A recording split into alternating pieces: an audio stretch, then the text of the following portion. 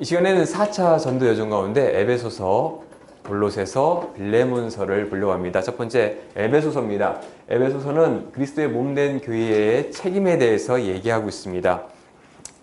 바울 사도가 3차 전도 여정 가운데 특별히 2차 전도 여정에서는 잠깐 에베소에 들러가지고 브리스길라와 아굴라를 두고 그다음에 다시 돌아왔다가 3차 전도 여행에 와서 이제 에베소에서 3년 동안 사역을 합니다. 상당히 많은 기간 동안 사역하게 되고 특별히 이 지역에 많은 영향을 주게 됩니다. 그리고 말씀 가운데 보면은 에베소시가 소동이 날 정도로 큰 영향력을 주는 그런 사건도 있었습니다. 그렇게 에베소는 정말 바울 사도에게서는 오랫동안 사역했었고 나중에는 예루살렘이 무너지고 나서 또 이 에베소 교회가 이제 나중에 요한도 와서 사역하게 되면서 그리스도 교회의 중심이 되는 그런 교회가 되기도 합니다. 또 요한계시록에 보시면 참 믿음을 잘 지키긴 했지만 또한 이단 가운데의 그 문제도 잘 해결하는 것 같았지만 너무 그러다 보니까 첫사랑을 잊었던 그런 책망을 듣게 됐던 교회가 바로 이 에베소였습니다.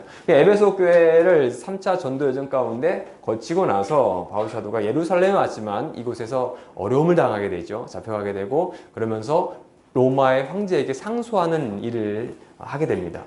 그 상소를 통해서 4차 전도 여정을 출발하게 됩니다. 보통 4차 전도 여정은 많은 책들에서 로마로 가는 여정이라고 합니다. 그래서 전도 여정이라고 보지 않는 경우도 있지만 바울 사도도 이 길을 가지만 하나님의 복음을 전합니다. 하나님께서 누구신지 하나님의 은혜가 무엇인지를 또 전하는 사건들, 특별히 광풍을 만나는 사건을 통해서 멜리데 섬에 가는 사건을 통해서 그런 하나님의 은혜와 또 하나님의 사람으로서의 모습을 또 보여줍니다. 그런 여정, 어려운 여정 가운데 로마에 가게 되고 특별히 감옥에 갇힌 것이 아니라 예루살렘, 그 다음에 여기 가이사랴에 잡혔을 때도 가택연금 상태, 그러니까 로마 시민자였기 때문에 죄가 확정되지 않았기 때문에 범죄자로서 취급하지 않았습니다. 그리고 당시 로마 시민권이라는 것은 엄청난 특권입니다. 지금의 미국의 시민권 이런 거는 상대도 안 됩니다. 그럴 정도의 시민권, 특권을 갖고 있던 바울 사도였기 때문에 그런 로마 시민권자로서 특혜를 받으면서 2년 동안 자신을 고발한 사람들이 2년 안에 와서 재판을 해야 되기 때문에 2년간 이곳에 가택연금 상태로 있게 됩니다. 바로 이렇게 있는 상황 가운데서 서신을 쓰게 되는데 4편의 서신을 쓰게 되죠. 일반적으로 많은 사람들은 옥중서신이라고 합니다. 옥중, 감옥에 갇혔을 때 썼다라고 하지만 정확히 말하면 옥에 갇힌 거 아닙니다. 가택에 연금된 우리나라로 보자면 이명박 대통령처럼 자신의 집에 연금되어서 함부로 나가지 못하는 그런 상황처럼 특정한 집안에 갇히게 되고 병사들이 지키지만 많은 사람들이 오고 가면서 그의 말을 듣고 이 로마에서 말씀을 전하는, 그 전에 이미 로마서를 보내서 많은 사람들이 바울에 대해서 알았기 때문에 과연 바울이 무엇을 전할까 하는 것에 대해서 듣게 되고 일부는 그걸 듣고 믿음이 더 확신해지만 일부는 그것 때문에 좀 문제가 발생하는 부분도 로마서 마지막에 있기도 합니다. 로마서가 아니죠. 사도행전에 보여지는 모습도 있습니다.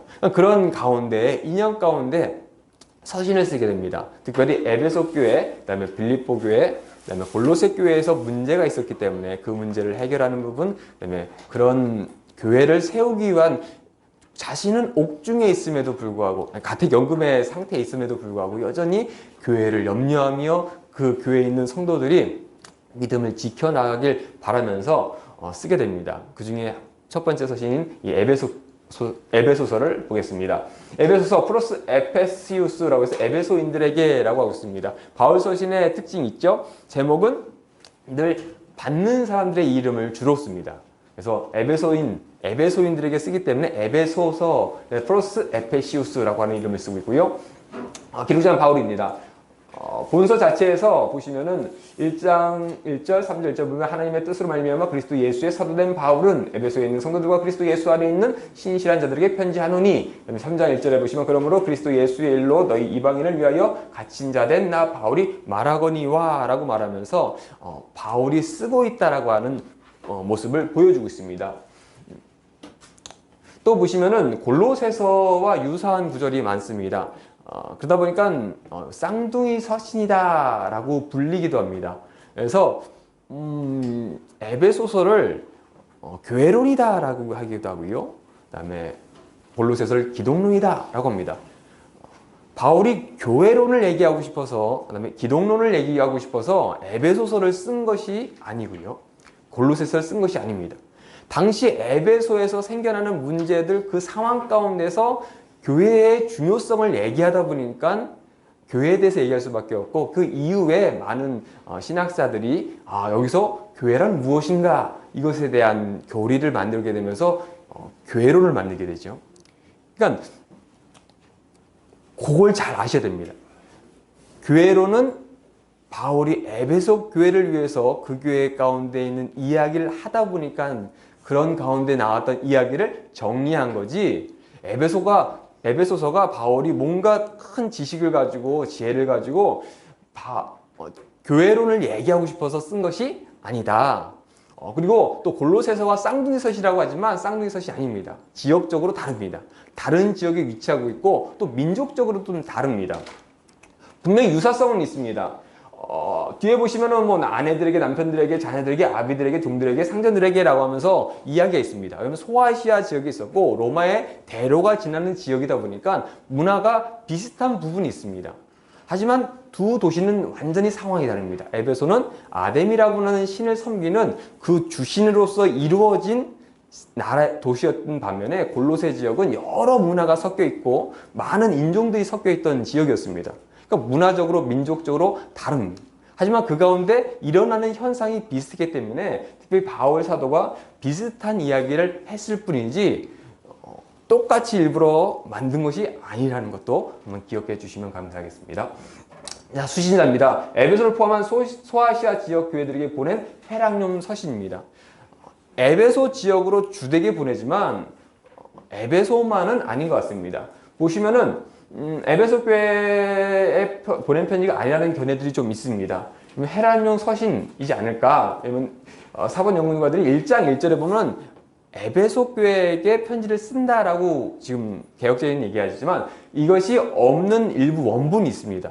그러니까 원본 가운데 없다 보니까 이게 에베소 지역으로 간 것보다는 그 주변 지역의 회람용으로 보내진 것이 아닌가. 그리고 에베소서에서는 교회의 문제가 좀 나오지 않습니다. 다른 대부분 서신에는 교회 안에서의 문제들, 그것을 해결하는 문제들이 있지만 에베소서에서는 그런 부분이 좀 없습니다.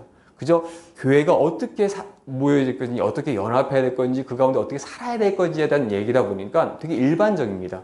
그래서 아마 에베소 교회보다는 그 주변 지역들에게 가르침을 주기 위해서 쓰지 않았을까, 특정 교회에게 보낸 것이 아닌가라고 하는 얘기도 있기도 합니다.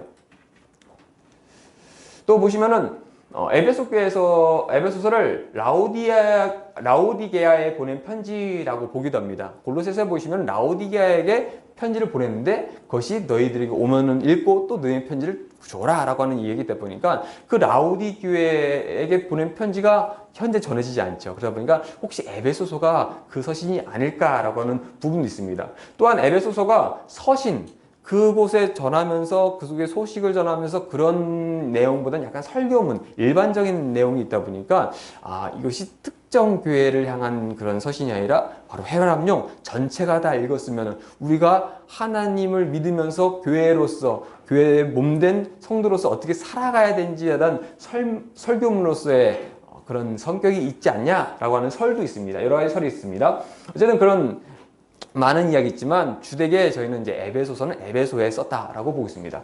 배경은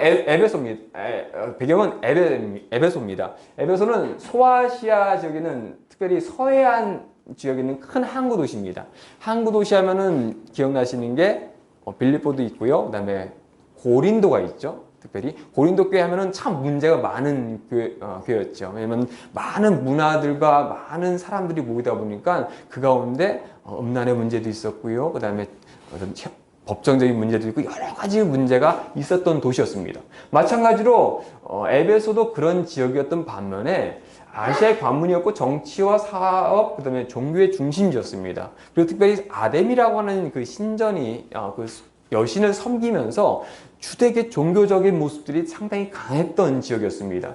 그리고 그 지역이 바울의 3차 전도 여정 가운데서 보시지만 그 아데미 신전을 섬기었던 그 사람들의 관광객들, 주변에 아데미 여신을 섬기는 사람이 그들에게 의해서 돈을 벌던 지역이었습니다. 생계가 유지되던. 그렇기 때문에 바울 사도가 가서 그것이 아니라 하나님께서 오직 유일한 하나님이시다, 오직 유일한 주시다라고 하는 것 때문에 에베소에 있는 많은 사람들이 아데미를 버리고 많은 것들을 버리고 하나님께로 돌아오니까 이 사람들이 소동을 일으키게 되죠. 그만큼 에베소가 이방, 특히 아데미에 대한 것이 강했던 지역이었습니다. 보시면요, 지금 있는 이제 에베소 관청에 있는 지역이고요. 이거는 미네가 열렸던 지역입니다. 그리고 이건 병원이 있던 지역이었고, 그다음에 야외 극장이 있던 지역입니다. 그리고 세수스 도서관이라고 해서 도서관에 있던 지역도 있고, 에베소에 보시면 두란노 서원이라는 것도 있었죠. 그러니까 현재는 좀 이렇게 기록으로서 어디쯤인지 아니면 그런 내용이 좀 없는데 그럴 정도로 상당히 문화와 정치와 그다음에 종교적인 게 중심지였습니다. 특히 헬라 지역에서는 주되게 헬라의 문화가 가장 중심이다라는 것을 보여주는 것 중에 하나가 도서관을 짓습니다. 그래서 이집트에서 알렉산드리아에서 알렉산드리아 도서관, 지금은 다 불타가지고 사라졌던 그 도서관, 그리고 에베소라든지 또 안디옥이라든지 여러 큰 도시마다 도서관을 만들었는데 이것이 바로 헬라 문화의 중심지라는 것을 나타내려고 그들은 그런 모습을 나타냈는데 에베소가 바로 그런 지역이었다는 거죠. 그런 가운데 아데미라고 하는 이 여신을 섬겼습니다. 다산과 풍요의 여신이었습니다. 그림을 보시면요, 집터에서 발견됐던 아데미 신상인데요. 이렇게 다산의 신으로서 이렇게 여자의 젖가슴이 해가지고 많은 자녀들을 젖먹이는 그런 신으로서 그 지역에서 섬겼던 모습도 있습니다. 그리고 이것은 당시의 아데미 신전이 이 정도 모습이지 않을까. 그래서 세계 7대 불가사리 중에 하나가 또 이 아데미 신전이죠. 그래서 엄청난 크기를 자랑했다고 합니다. 이 신전이 한번 불탔던 기록이 있는데 그때가 알렉산더가 태어났던 시대. 그래서 많은 그 아데미 신을 섬기던 사람들이 다른 사람들이니까 아니 그 큰 여신이 자기네 신전 불타는데도 그 불도 안 끄고 도망가서 어디 갔었냐라고 하니까 그것이 아니라 저기 헬라에 큰 왕이 태어나니까 그 왕을 만나러 갔다가 비운 바람에 불탔었다라고 해가지고 이 선전이 다시 불타고 새롭게 재건해서 이렇게 큰 신전이 있었다고 합니다. 근데 지금은 이제 없죠. 지금 보시면 가면은 이제 아데미 신전터라고 해서 사도 요한 무덤교회라고 있다고 하는데요. 그쪽 지역에서 보시면은 이렇게 기둥이 있는데 이것도 당시 건 아니라고 합니다. 이것도 이후에 지어졌던 그런 터 정도로, 그러니까 그런 신전도 지금 없는 그런 신전이지만 어쨌든 이곳에서 바울 사도가 전도 여정 가운데 많은 복음을 전했고, 그다음에 예루살렘 전쟁 이후에, 예루살렘 무너진 이후에 기독교의 중심이 됐던 또 지역이기도 했다는 것도 기억해 주십시오. 그래서 그 가운데 특별히 은장색을 가공했던 이 부자들, 그것 때문에 문제가 있었던 지역이었다라는 것도 보시면 되고요. 또한 그 많은 돈들이 오다 보니까 거액의 자금이 있었습니다. 그러니까 대출업도 있었고 많은 그 금융업도 발달했었다고 합니다. 특별히 에베소 교회가 또 바울에게 있어서는 남다른 애착이 있던 지역이었습니다. 3년 동안 있었고 그 지역 가운데 바울 사도에게 가르침을 받았던 많은 사람들이 또 많은 지역으로 갑니다. 특별히 골로새 교회라든지 라오디게아 교회라든지 그런 교회들이 바울 사도가 직접 갔다기보다는 바울 사도의 가르침을 받은 사람들이 개척했던 많은 교회들이 또 있었던 지역이었습니다. 그런 가운데 있는 교회에게 편지를 쓰게 됩니다. 바울 사도가 같은 연금 가운데 있는데 에바브로가 찾아와가지고는 에베소 교회 소식도 전하고 골로새 교회도 전했는데 특별히 그 가운데 에베소 교회 딱 하면은 기억이 바울 사도에게는 아는 거죠. 그 가운데 그리스도인들이 있으면 어떤 고난이, 본인이 있을 때도 그 고난 당했는데 과연 그 고난 가운데 어떻게 교회가 믿음을 지키며 살아가야 될지에 대한 그 마음으로 편지를 쓰게 됩니다. 기록되면은 AD 주후 60년에서 61년경으로 보고 있습니다. 가택연금 기록 가운데 특별히 초기 가운데 그리고 에베소서가 골로새서와 비슷한 내용을 갖고 있기 때문에 아마 비슷한 시기에 쓰여져서 특별히 에바브로 그리고 편지를 갖고 가는 사람의 이름이 동일하게 나오는 사람이 두 기고가 있죠. 그러면 한 사람에 의해서 이 두 서신이 같이 갔었던 비슷한 시기에 같이 쓰여졌을 거라고 보고 있습니다. 그래서 보시면은 바울 사도가 가택 연금 가운데서 첫 번째로 이제 에베소서, 그다음에 골로새서, 빌레몬서를 이 지역 소아시아 지역으로 보내게 되고요. 그다음에 이제 빌립보서 나중에 이후에 이제 에바브라디도를 통해서 또 이제 빌립보서가 내용 빌립보서의 빌립보 교회의 그 이야기를 또 전하는 모습도 볼 수 있습니다. 기록 목적입니다. 한번 에베소서의 배경을 좀 생각해 보시고 바울 사도가 에베소 교회를 향한 마음을 생각해 주신다면은 하나일 겁니다. 성도들이 성령님을 통하여 하나님께서 부르신 소망이 무엇인지 깨닫기 위해서 어떻게 그것의 믿음을 지켜나가며 살아갈 것인가, 그리고 그 안에서 교회 안에서의 그리스도의 관계가 어떻게 해야 되는가라는 것을 강조하고 있습니다. 또한 두 교회를 추천하고 바울 사도가 복음을 담대하게 전할 수 있도록 기도를 부탁합니다. 현재 자신이 가택연금 상태에 있는데 이 가운데도 믿음 지키며 어려움 가운데서도 하나님의 말씀을 전하는 가택연금이라고 하는 상황이지만 그럼에도 하나님의 길을 가기에 힘쓸 수 있도록 기도를 또 부탁하고 있습니다.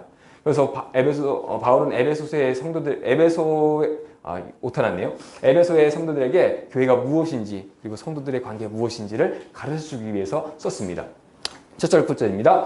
하나님의 뜻으로 말미암아 그리스도 예수의 사도된 바울은 에베소에 있는 성도들과 그리스도 예수 안에 있는 신실한 자들에게 편지하노니 라면서 에베소에 있는 성도들에게 편지를 하는 모습을 보고 있고요. 끝절에 보시면 우리 주 예수 그리스도의 변함없이 사랑하는 모든 자에게 은혜가 있을지어다 라고 하면서 우리가 하나님의 은혜 가운데 교회가 되고 교회의 몸된 지체로서 어떤 관계에 있는지, 또한 그 가운데 어떻게 살아가야 되는지하는 이야기로 끝나고 있습니다. 전체복에 보시면요, 에베소서는 두 기둥을 볼 수 있습니다. 그래서 그리스도의 몸된 교회에 대해서 얘기하고 있고요, 그리고 그리스도의 생활에 대해서 얘기하고 있습니다. 바울 사도가 늘 서신을 쓰면서 앞에는 가르침에 대한 이야기가 있다면 뒤에는 늘 어떻게 살아가야 되는지 이야기를 하고 있죠. 마찬가지입니다. 그리스도의 몸된 교회로서, 성도로서 어떻게 살아가야 될지, 그리고 실제적인 삶 가운데 어떻게 살아가야 되는지를 통해서 그 에베소 교회를, 그리고 지금 현재 우리에게 교회로서, 성도로서 연합된 모습을 가르쳐주고 있습니다. 전번에 보시면 구원에 대한 찬양을 합니다. 인사도 하고요. 하면서 하나님의 구속과 은혜에 대한 찬양합니다. 특별히 여기서는 이제 예정이라고 하는 이야기를 하게 되는데, 예정이다라고 하면은 마치 우리가 이미 예정돼 있다, 운명처럼 우리가 갈 것이 정해져 있다라고 볼 수 있는데 그것이 아닙니다.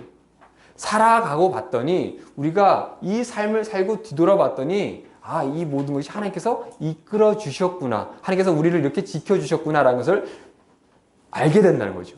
그것을 바로 예정이라고 합니다. 그러니까 바울 사도가 지금 가택연금 삶 가운데 딱 있는데도 불구하고 지금까지의 모든 여정 가운데 하나님이 도와주셨고 하나님께서 함께 하셨고 하나님께서 은혜 베푸셔서 이곳까지 왔구나 라고 하는 그 인도하심에 대해서 감사하며, 또한 당신들도 에베소 교회에서도 그런 은혜가 너희들에 있을 거다라고 얘기하고 있습니다. 그래서 그 구속의 은혜로 말미암아 교회에 성도된 민족적인 차이도 있을 수 있고요, 그다음에 신분의 차이도 있을 수 있겠죠. 그럼에도 불구하고 정말 머리 된 그리스도 안에서 교회가 어떻게 몸을 이룰 것이 되는지 그 얘기를 하고 있습니다. 보시면요, 1장 7절에서 10절 보시면 우리는 그리스도 안에서 그의 은혜의 풍성함을 따라 그의 피로 말미암아 속량 곧 제사함을 받았느니라. 이는 그가 모든 지혜와 총명을 우리에게 넘치게 하사 그 뜻의 비밀을 우리에게 알리게 하신 것이요, 그의 기뻐하심 따라 그리스도 안에서 때가 찬 경륜을 위하여 예정하셨으니 라고 합니다. 우리를 통해서 인도하시고 예정하셨는데 그것이 다른 것이 아니라 바로 이 그리스도 안에서. 그래서 에베소서는 그리스도 안에서라고 하는 얘기를 많이 하게 됩니다. 그러니까 우리가 모든 것이, 지금까지 우리가 가는 모든 여정이 바로 예수님의 은혜 안에서, 그리스도 안에서 다 이루어진 하나님의 은혜였다라는 것을 강조하고 있습니다. 그래서 하늘에 있는 것이나 땅에 있는 것이 다 그리스도 안에서 통일되게 하려 하심이라. 우리의 제가 하나의 예수 그리스도를 통하여 속량받은 것처럼 모든 것이 다 그리스도 예수 안에서, 예수님 안에서 다 통일되게 하려고 한다고 얘기하고 있습니다.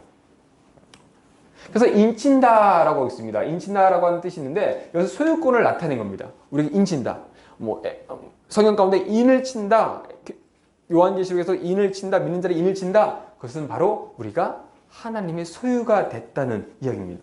그리고 우리가 하나님의 소유가 된 사람으로서 어떻게 살아가야 되는 것인가, 예수 그리스도께서 말씀하신 것처럼 너희는 이제 가서 세상에 나가서 땅 끝까지 복음을 전하며 나의 제자를 삼아라. 그 얘기를 우리가 하는 그런 성도다라는 것을 얘기하고 있습니다. 그래서 그런 우리와 하나님과 그리스도의 사이가 이런 관계라는 것을 적용하면서 그 관계 확증하는 데 이해를 또 돕는 단어로 또 인친다라는 것을 또 보고 있습니다. 자, 그렇게 우리가 하나님과의 관계가 이렇다라면서 그런데 에베소 교회 성도를 보니까 믿음 가운데 본인도 어려움 가운데 그곳을 지냈었고 그것을 떠날 수밖에 없었던 그런 여정이 있었는데 그 에베소 교회가 참 믿음으로 잘 풍성하게 교회를 이루고 어려움 가운데 함께 했습니다. 그러니까 그들에게 감사하며 그들에게 기도를 합니다. 20장에서 23절 보시면 그의 능력이 그리스도 안에서 또 나오죠. 그리스도 안에서 역사하사 죽은 자들 가운데서 다시 살리시고 하늘에서 자기의 오른편에 앉히사 모든 통치와 권세와 능력과 주권과 이 세상뿐만 아니라 오는 세상에 일컫는 모든 이름 위에 뛰어나게 하시고 또 만물을 그의 발 아래에 복종하게 하시고 그의 만물 위에 그의 머리로 삼으셨느니라. 교회는 그의 몸이니 만물 안에서 만물을 충만하게 하시는 이에 충만함이니라. 바로 우리가 예수님의 몸이다. 우리가 인침을 받고 우리가 예수님의 사역을 하는 사람이다. 그러니까 우리는 예수님의 몸 안에 있기 때문에 예수님을 닮아가는 삶, 예수님께서 사신 삶처럼 살아가야 된다. 그리고 그렇게 연합해야 된다라고 얘기합니다. 그리고 이제 그리스도에 대해 지위에 대해서 얘기합니다. 8절에서 10절 보시면은 너희는 그 은혜에 의하여 믿음으로 말미암아 구원을 받았으니 이것은 너희에게서 난 것이 아니요 하나님의 선물이라. 행위에서 난 것이 아니니 이는 누구든지 자랑하지 못하게 함이라. 우리는 그가 만드신 바라 그리스도 예수 안에서 선한 일을 위하여 지으심을 받은 자니 이 일은 하나님이 전에 예비하사 우리로 그 가운데 행하게 하려 하심이니라. 바울 사도가 늘 서신 가운데 강조했던 것이 우리가 구원받은 것은 우리의 노력이 아니다. 우리가 잘나서 된 것이 아니라 우리가 능력이 있어서 된 것이 아니라 하나님께서 주신 선물이다. 우리는 받을 만한 능력도 안 되고 자격도 없는데 하나님께서 우리에게 은혜로 사랑으로 베푸신 것이다. 그것이 행위로서 유대인들처럼 어떤 행위를 통하고 할례를 통하고 그런 것 때문에 된 것이 아니라 그런 것을 자랑하지 못하게 하려고 그런 것이 아무것도 아님을 보여주기 위해서 하나님께서 우리에게 선물로 주셨다는 것을 얘기하고 있습니다. 그리고 그 가운데 십자가로 화목된 교회에 대해서 얘기합니다. 2장 16절에서 21절을 보시면은 또 십자가로 이 둘을 한 몸으로 하나님과 화목하게 하려 하십니다. 원수된 것을 십자가로 소멸하시고 또 오셔서 먼데 있는 너희에게 평안을 전하시고 가까운 데 있는 자들에게 평안을 전하셨으니 이는 그로 말미암아 우리 둘이 한 성령 안에서 아버지께 나아감을 얻게 하려 하십니다. 그러므로 이제부터 너희는 외인도 아니요 나그네도 아니요 오직 성도들과 동일한 시민이요 하나님의 권속이라. 너희는 사도들과 선지자들의 터 위에 세우심을 입은 자라. 그리스도 예수께서 친히 모퉁이 돌이 되셨느니라. 그의 안에서 건물마다 서로 연결하여 주 안에서 성전이 되어가고 너희도 성령 안에서 하나님이 거하실 처소가 되기 위하여 그리스도 예수 안에서 함께 지어져 가느니라 라고 말하고 있습니다. 즉 우리는 하나님과 원수였지만 주님께서 우리를 십자가의 고난을 가운데 우리를 하나님과 화목하게 하셨고 이제는 유대인도 이방인도 하나가 되어서 하나님 안에서 예수님의 은혜 안에서 하나가 되었다라고 이야기하고 있습니다. 에베소 2장 21절에 보시면 건물마다 서로 연결하였다라고 합니다. 그러니까 여기서는 건물이 따로따로 각각 연결된 그런 의미를 하는 것이 아니라 전체 하나의 건물을 가리키는 표현으로 보고 있습니다. 그래서 교회는 하나님의 지체로서 하나의 듯이 건물이 하나의 듯이 그렇게 연결되었다라고 하는 의미를 담고 있습니다. 그래서 서로 결합했다는 의미를 담고 있는데 그 건물의 이음새에는 한치의 오차도 없는 완벽한 결합 상태입니다. 그러니까 교회 안에서 성도들이 딱 있는데 서로가 각자 그냥 건물처럼 다 있는 것이 아니라 서로 하나로서 연결되었다. 그렇게 해서 그리스도의 몸을 이루어 간다라는 것을 얘기하고 있습니다. 그래서 이런 교회를 위해서 기도합니다. 성도들의 강건과 충만함을 기도하면서 은혜가 풍성함에 대해서 성령의 은혜 안에서 능력이 하나님의 사랑이 넘쳐나기를 소망한다고 합니다. 그리고 교회는 알아야 되는 것이 그리스도의 큰 사랑을 더 알아서 더 나아가야 됩니다. 그리고 그리스도의 영광이 대대에 미치기를 바라는 바울의 마음이 전해지고 있습니다. 다음으로는 이제 그리스도의 생활에 대해서 얘기합니다. 그리스도인이 어떻게 살아가야 될 것인가? 하나님의 선택받았으면 너희가 부르심 가운데 받았으면은 우리가 예정 하나님께서 우리를 가는 모든 길 가운데 함께 하셨으면은 그 가운데 어떻게 살아갈 것인가? 어떻게 하나님의 성도로서 합한 자로서 연합된 자들로서 어떻게 살아갈 것인가? 그것에 대해서 얘기합니다. 특별히 한 몸임을, 교회가 한 몸임을 성도들이 한 몸임을 강조하면서 주님께서 우리에게 많은 직책을 주시고 많은 각각의 은사를 주셔서 그것을 주신 것이 자랑하고 나가서 자신을 뽐내라고 주신 것이 아니라 교회를 하나 되게 서로가 하나로 연합하여서 믿음을 지켜나가며 세상 가운데 하나님의 향기를 바라는 성도로서 살아가기 위해서 주셨다라고 얘기하고 있습니다. 말씀 보시면요. 4장 12절 16절 보시면 이는 성도를 온전하게 하여 봉사일을 하게 하며 그리스도의 몸을 세우려 하심이라. 우리가 다 하나님의 아들을 믿는 것과 아는 일에 하나가 되어 온전한 사람을 이루어 그리스도의 장성한 분량이 충만한 데까지 이르리니 이는 우리가 이제부터 어린아이가 되지 아니하며 사람의 속임수와 간사한 유혹에 빠져 온갖 교훈의 풍조에 밀려 요동하지 않게 하려 함이라. 오직 사랑 안에서 참된 것을 하여 범사에 그에게까지 자랄지라. 그는 머리니 곧 그리스도라. 그에게 온몸이 각 마디를 통하여 도움을 받음으로 연결되고 결합되어 각 지체의 분량대로 역사하여 그 몸을 자라게 하며 사랑 안에서 스스로 세우느니라 라고 말합니다. 즉 하나님께서 우리에게 많은 능력을 주시고 하나 되게 하신 것은 간사한 유혹이나 속임수 이런 것에 밀려서 요동하지 않고 굳건하게 장성한 분량에 이르는 믿음의 사람으로 만들기 위해서 우리에게 주셨다는 겁니다. 그리고 예수님, 머리 대신 예수님을 통해서 그 몸된 각 마디를 통해서 서로가 연합하고 서로의 역할이 있다는 겁니다. 손의 역할이 있고요, 발의 역할이 있고요, 눈의 역할이 있고요, 코의 역할이 있고요, 귀가 역할이 있습니다. 눈이 귀도 하고 코도 하고 다 할 수 없습니다. 각각의 역할로 하나 되어서 하나의 교회를 이루며 하나로 연합된 교회를 세워야 된다고 얘기하고 있습니다. 그래서 직분들에서 얘기하는데 사도들에서 얘기하고요. 선지자, 그다음에 복음 전하는 자, 목사, 교사 이들이 다 있는 이유가 바로 그런 교회를 이루고 연합된 교회를 이루고 하나님의 사랑을 이루는데 다 쓰임받는 직분으로서 살아가야 된다고 얘기하고 있습니다. 그리고 두 번째로 새 사람을 입으라고 말합니다. 그 지역은 이방 지역입니다. 특별히 아데미 여신을 섬기는 지역입니다. 그러다 보니까 그들의 머리에서 주되게 나오는 것은 한 신을 섬기면서 그 신을 섬기는 모습들이 늘상 있었습니다. 그런 사람들의 모습이 바뀌었습니다. 이제는 아데미 여신을 섬기지 않고 하나님을 섬기면서 하나된 모습으로 살아가는데 문제는 아직 과거의 모습이 있습니다. 이방의 습관이 있습니다. 살다 보니까 문화적으로 받은 게 있습니다. 하지만 그런 이방인처럼 우상 섬기는 사람들처럼 그런 성도가 아닌 사람처럼 사는 것이 아니라 새로운 사람으로서 그리스도 예수님을 믿는 은혜 안에서 살아가야 된다고 새 사람을 입으라고 얘기합니다. 말씀해 보시면요. 너희는 유혹의 욕심을 따라 썩어져가는 구습을 따르는 옛사람을 벗어버리고 오직 너희의 심령을 새롭게 되어 하나님을 따라 의와 진리의 거룩함으로 지으심을 받은 새 사람을 입으라 라고 합니다. 그들 가운데는 여러 가지 유혹이 있습니다. 에베소 지역에 있는 많은 물질적인 것들도 있고 풍요로운 것도 있습니다. 그 가운데 우리를 힘들게 하고 특별히 은장색이라든지 아데미 여신을 섬기는 사람들의 많은 고통도 있을 수 있습니다. 그런 유혹 가운데서 그런 썩어져가는 우리를 살릴 수 없는 우리를 죽여가는 그런 구습을 따르지 말고 그런 옛사람을 벗어버리고 오직 심령이 새롭게 되어서 하나님의 은혜 가운데 새로운 사람으로서 하나님을 믿는 성도로서 살아가야 된다고 얘기하고 있습니다.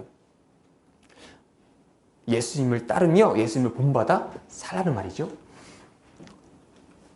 보시면요. 그러므로 사랑받는 자들이 자같이 너희는 하나님을 본받는 자가 되고 그리스도께서 너희를 사랑하신 것 같이 너희도 사랑 가운데서 행하라. 그는 우리를 위하여 자신을 버리사 향기로운 제물과 희생제물로 하나님께 드리셨느니라. 음행과 온갖 더러운 것과 탐욕은 너희 중에서 그 이름조차도 부르지 말라. 이는 성도들에게 마땅한 바니라.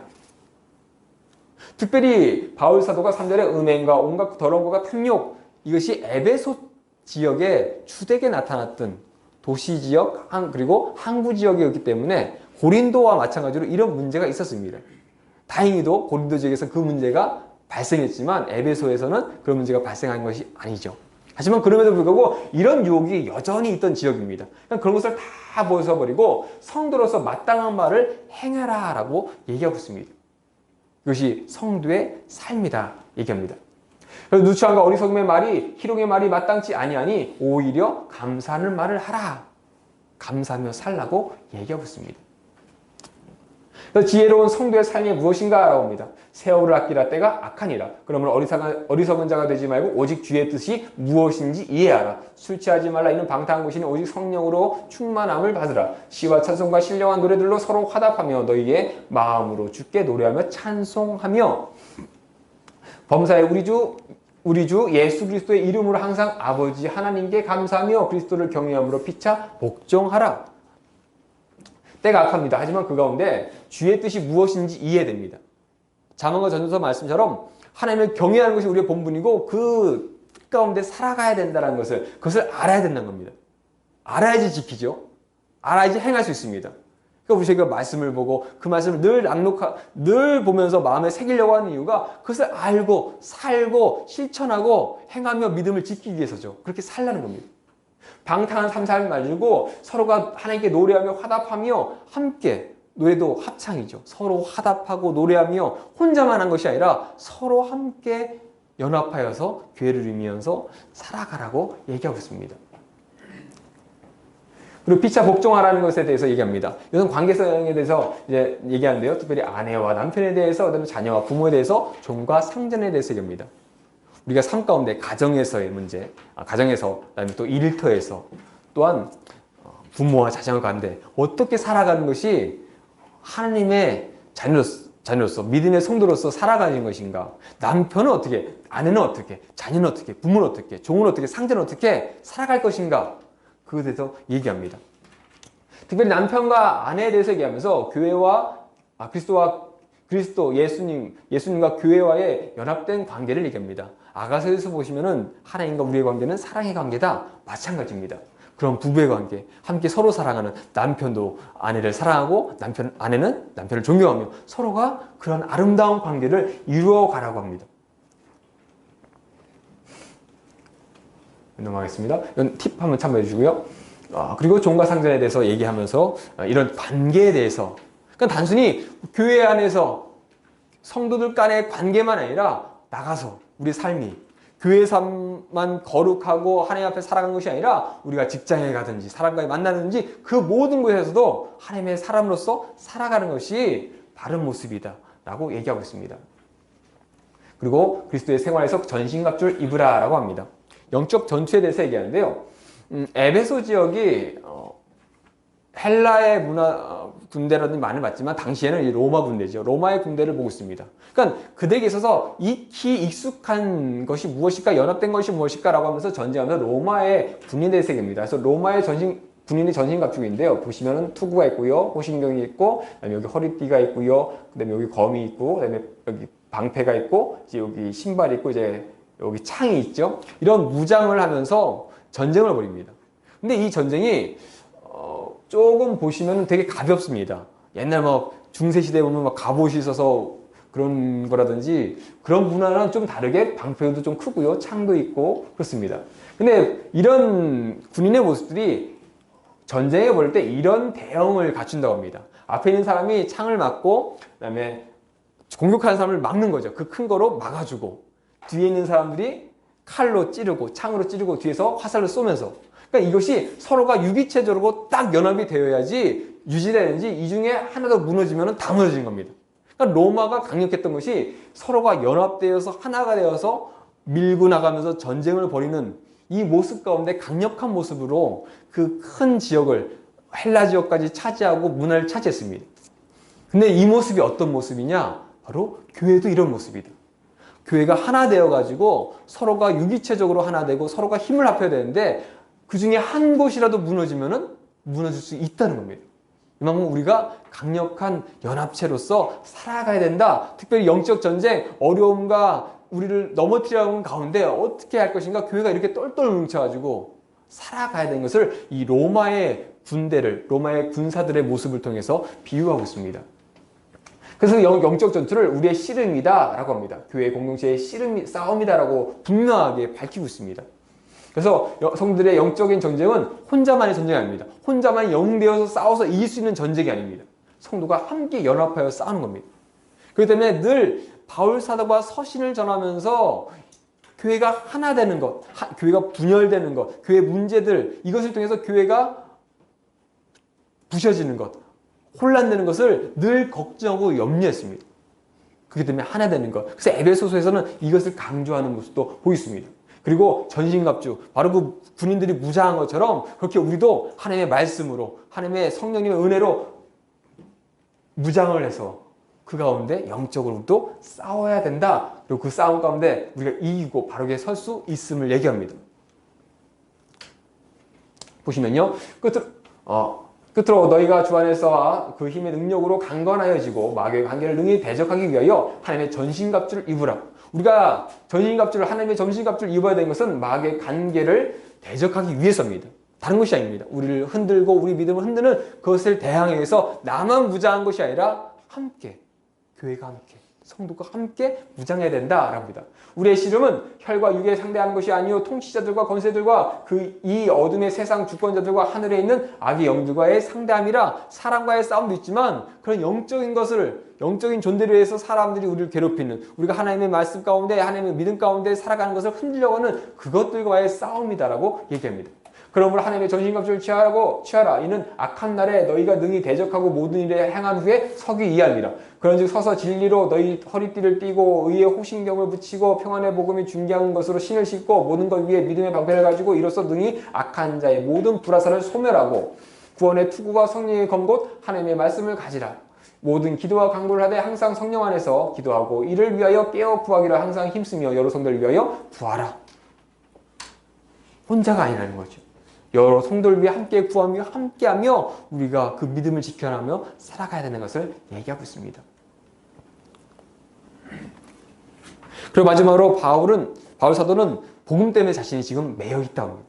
자신이 지금 갇혀 있는 것은 나의 잘못, 나의 죄 때문이 아니라 나는 복음을 전했을 뿐인데 세상은 그런 나를 메었다라는 겁니다. 세상이 그렇다는 겁니다. 그런 존재가 우리를 괴롭히고 흔드는데 그렇기 때문에 더욱더 우리는 연합되어서 세상 가운데 믿음을 지켜나가야 된다고 합니다. 그리고 자신을 위해서도 기도해달라고 합니다. 특별히 두교를 통해서 이 소식을 알린다라고 표현합니다. 그것을 통하여 그때 믿음이 하나 되고 연합된 교회로서 그들을 위로하며 새 힘을 얻어서 하나님의 은혜 가운데, 예수님의 은혜 가운데 교회를 이루고 성도를 이루고 살아가라고 축복의 말씀을 하며 에베소서를 마치고 있습니다. 에베소서 교회는 과연 어떻게 살아갈 것인지, 교회는 어떻게 세상 가운데 교회를 이루고 성도의 삶을 이룰 것인지, 교회가 무엇인지, 예수님을 믿는 공동체가 무엇인지 그에 대해서 얘기하고 있습니다. 그리고 그 공동체를 무너뜨려 하는 많은 악한 것들에 대해서 어떻게 싸워야 될지, 그 가운데 더욱더 장성한 분량에 이르며 서로가 하나 되며 끝까지 싸워 믿음 지켜나가는 복된 교회가 바로 하나님 있는 교회다. 이것을 에베소서에서 얘기하고 있습니다.